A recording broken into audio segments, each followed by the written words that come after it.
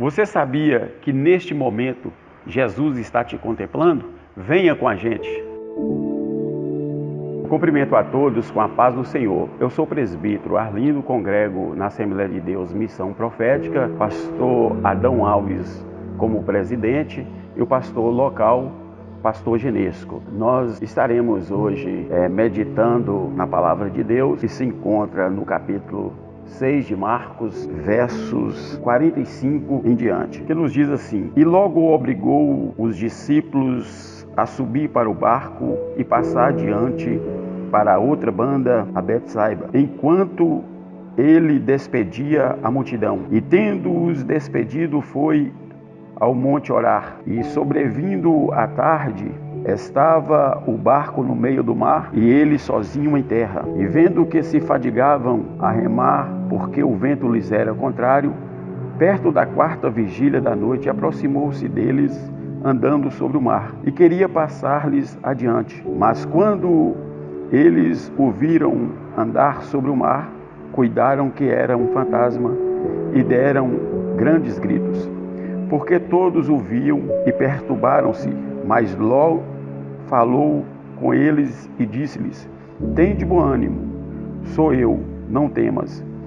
E subiu para o barco para estar com eles, e o vento se aquietou, e entre si ficaram muito assombrados e maravilhados. Irmãos, nós podemos dizer diante desse texto que Deus, Ele nos contempla. Deus, estejamos nós na bonança ou na dificuldade, Deus nos contempla. Quando o patriarca Jó era um homem próspero, tudo o que ele fazia prosperava, tinha uma família maravilhosa, os filhos com saúde, alegres, Deus o contemplava, porque o próprio Deus um dia deu testemunho de Jó, naquela passagem onde todos nós conhecemos, onde Deus pergunta para o diabo se ele tinha visto o teu servo Jó, e Deus ali fala que ele era um homem íntegro, reto, um homem que se desviava do mal, mas o inimigo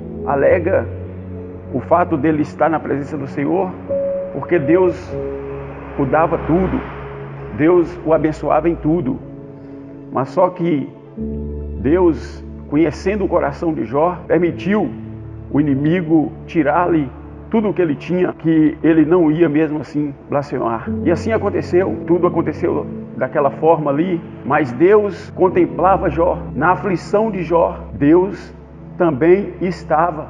Como ele estava na bonança, ele estava na aflição. E por fim, todos nós conhecemos que Deus, depois de provar Jó, Jó ali não blasfema contra Deus. Aqui, nessa passagem onde nós nos encontramos, a gente vê Jesus contemplar os discípulos em alto mar. Porque quando ele obriga os discípulos a entrar no barco e passar para outra banda, ele não vai com eles, mas sim ele fica despedindo a multidão, porque onde Jesus estava, sempre tinha uma multidão.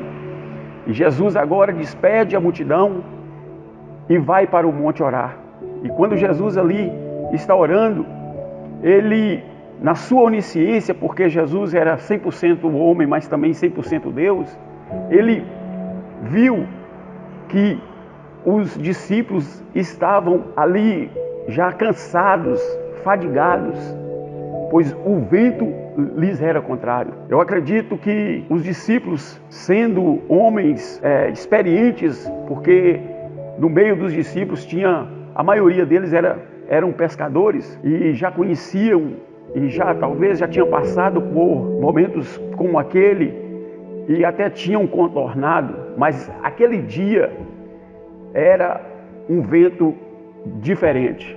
Era um vento onde eles não estavam conseguindo, pois aqui o texto nos diz que Jesus aproximou deles na quarta vigília da noite. Eles tinham sido obrigados por Jesus a entrar no barco à tardezinha, na primeira vigília da noite, que é de 6 a 9, e eles estavam ali, entrando mar afora, e sobreveio aquela tempestade, e passou a segunda vigília, e eles ali, tentando contornar a situação, a terceira vigília.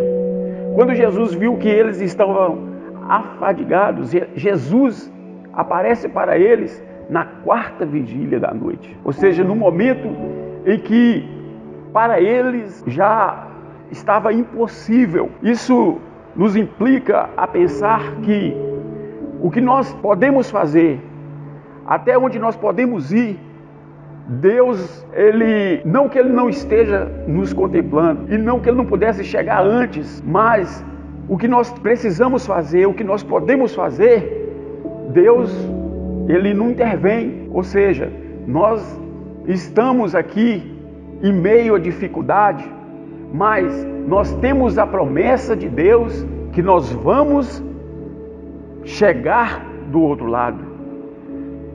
Eu não sei se a quarta vigília da sua vida é um casamento ainda que não chegou. Você já está namorando há anos, já passou 4, 5, 6 anos, e desde o primeiro ano, um dos namorados já queria casar, mas o casamento não vem. Eu não sei se a sua quarta vigília é um filho que está no mundo perdido e que você já está há anos pedindo a Deus para que Deus o tire do mundo, desse mundo vil, talvez do mundo das drogas, talvez do mundo do crime.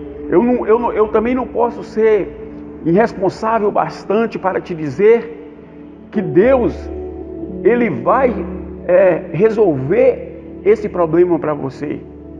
Mas uma coisa eu te digo, você vai chegar do outro lado. Nós temos um testemunho de uma mãe que orava pelo seu filho que estava no mundo do crime, estava fazendo tudo que o mundo do crime impõe, né? Porque Satanás, ele impõe sobre as pessoas, e ela orava constantemente para o seu filho, para que Deus o livrasse, para que Deus o salvasse. Mas um dia ela faleceu e esse seu filho continuou no mundo do crime, mas as coisas apertou para ele de tal maneira que um dia ele disse para si mesmo: olha, não tem mais saída para mim, estou condenado, o mundo do crime me condenou, agora eu vou orar onde a minha mãe orava, porque ela sempre orava em um lugarzinho só. E quando ele chega para orar onde a mãe dele orava, ela partiu sem ver ele ser salvo. Mas mesmo depois da morte, Jesus salvou o filho dela, porque quando ele chega para orar ali onde a mãe dele orava, ele viu a marca dos joelhos da sua mãe, e ele ali chorou e falou com Deus e pediu a Deus para que o livrasse, para que o salvasse daquela situação que ele estava. E Deus assim o fez. Uma coisa eu te digo, Deus tem poder para te dar a vitória aqui, mas ainda que Ele não venha dar, o nosso outro lado é espiritual, o nosso outro lado é no reino de Deus. Portanto, meu amigo, aqui nessa passagem onde nós acabamos de ler, a gente viu que Jesus, Ele chegou e Ele entrou no barco e a tempestade acalmou. E os discípulos chegaram do outro lado. Nesse dia de hoje, saiba você, Deus nos contempla nos montes, quando está tudo bem conosco, e no vale. Deus é Deus dos montes e do vale. Ele nos contempla. Você pode ficar na pessoa de Jesus quieto, tranquilo, porque Ele disse: tende bom ânimo, eu venci o mundo. Ou seja, Jesus, Ele venceu por nós. Agora, o que nós temos que fazer é deixar Ele passar adiante. Ele queria, aqui nessa passagem, passar adiante dos discípulos. Ele quer estar diante de nós. Nós temos que ir após Jesus. Ele é o caminho, a verdade e a vida. Ninguém vem ao Pai senão por Jesus. Meu amigo, minha amiga, meu irmão, minha irmã, vamos deixar que Jesus esteja adiante de nós. Como assim Jesus está diante de nós? É quando nós pensamos assim, olha, eu vou fazer tal coisa, mas primeiro nós temos que consultar a Deus se aquilo que nós vamos fazer está também enquadrado na vontade ou se encaixa na vontade de Deus. Aí Jesus vai estar adiante de nós, Jesus vai estar nos guiando. Meu amigo, minha amiga, nessa manhã eu quero te dizer, tenha bom ânimo, porque Ele já venceu por nós. E que Deus te abençoe e te dê graça em tudo, em nome de Jesus. Muito obrigado para você que assistiu esse vídeo. E eu queria te pedir, se inscreva no nosso canal, deixa o seu gostei, compartilhe com alguém e deixe um comentário. Até a próxima segunda-feira, às 18 horas.